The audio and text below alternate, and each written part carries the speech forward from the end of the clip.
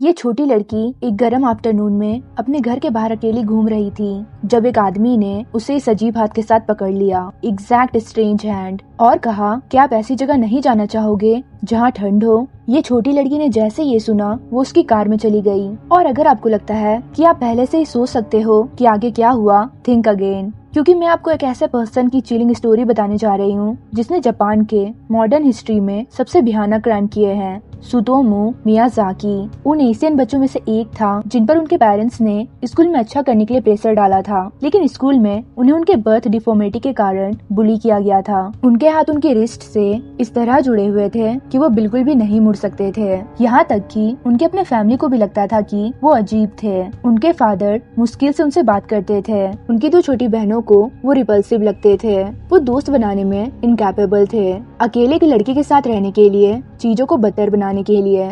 एक पॉइंट पर उन्हें पता चला कि उनकी माँ उनकी बायोलॉजिकल मदर नहीं है। वो और उसकी ओल्डर सिस्टर उनके फादर के चाइल्ड है, जो उसकी डिफॉर्मिटी को एक्सप्लेन करता है। एंड ऑफ कोर्स ये सब एक मॉन्स्टर की तरफ इशारा करता है जो बाद में ये बनने वाला है। मिजरेबल उसने अपने एनीमे, हॉरर फिल्म्स और अडल्ट फिल्म्स के कलेक्शन की तरफ रुख किया। उसने उन्हें इतना कंज्यूम किया कि इवेंचुअली वो सबसे एक्सट्रीम चीजों से बोर हो गया। इसलिए अपने ऑब्जेशन को बढ़ाने के लिए कॉलेज में अजीब टेस्ट वाले एक अजीब कैरेक्टर की तरह सुतोमू ने फीमेल टेनिस प्लेयर्स की थाइस की पिक्चर्स लेना शुरू कर दिया। और जल्द ही ये अजीब टेस्ट बदतर और बदतर हैबिट्स में डेवलप हो गया। उसने अपनी एक सिस्टर को नहाते हुए देखा। जब वो उस पर गुस्सा हो गई तो उसने उसे फिजिकली हर्ट किया। उसने अपनी माँ को भी चोट पहुंचाई जब उनकी माँ ने उनसे कहा कि वो अपने वीडियो के साथ थोड़ा कम टाइम बिताए। 22 इयर्स की एज में वो चाइल्ड में बदल गया और हॉरर फिल्म्स में दिखाने वाले टॉर्चर से इन्फ्लुएंस हो गया। इस डिस्कस्टिंग कॉम्बिनेशन के साथ 26 इयर्स की एज में सुतोमू ने जापान के मॉडर्न हिस्ट्री में सबसे भयानक क्राइम शुरू किए और उसकी पहले विक्टिम हमारी स्टोरी की शुरुआत से ही ये लड़की थी। इसका नाम मैरी कुन्नो था और वो सिर्फ 4 साल की थी। वो उसे हाइकिंग ट्रेल ले जा रहा था और जब बच्ची ने सुर मचाना शुरू किया तो सुतोमू पैनिक हो गया। उसने तुरंत उस बच्ची की नेक को पकड़ लिया और उसे मोड़ना शुरू कर दिया जब तक कि उसने सांस लेना बंद नहीं कर दिया।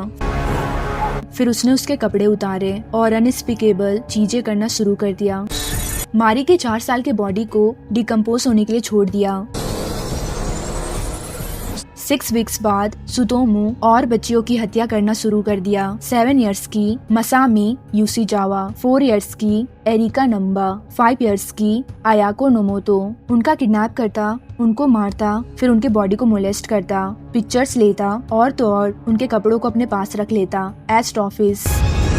लेकिन ये यहीं पे खत्म नहीं हुआ। जैसा कि उसने फिल्म्स में मॉन्स्टर्स देखा था, वैसे ही उसने अपने हॉरिबल एक्ट्स को लेवल अप करने का फैसला किया।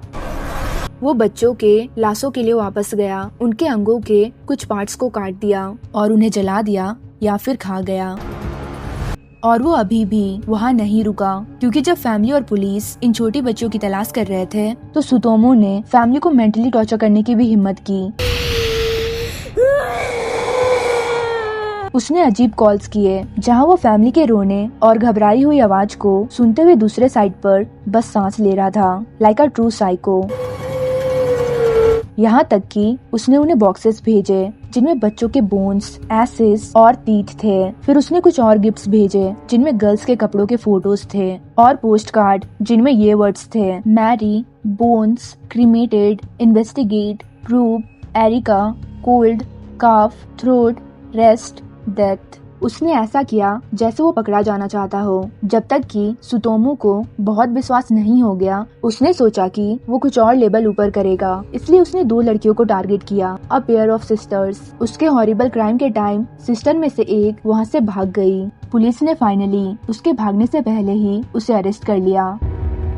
पुलिस ने जल्द ही उसके घर की तलाशी ली और उसके कलेक्शंस में लगभग 6000 वीडियो टैप्स मिले, जिनमें उसने जो कुछ किया था उन बच्चियों के साथ उसके फुटेजेस भी थे और मारी के चबाए हुए हाथों और पैरों के साथ जो किया था वो भी थे। इसके खुद के फादर को स्टोरी से इतना घृणा हुई कि उन्होंने फैमिली के रिस्पेक्ट में लॉयर हायर करने से इनकार कर दिया। बाद में सुतोमू ने अपने क्राइम के लिए अपने अल्टर ईगो को दोषी ठहराया, जिसे उसने रैटमैन कहा, और उसने अपने फादर को एक एंग्री लेटर लिखा और सब कुछ के लिए उन्हें ब्लेम किया। ये ट्रायल 7 साल तक चली, लेकिन इसे इवेंचुअली डेथ सेंटेंस सुनाई गई। Thank you for watching. Be safe.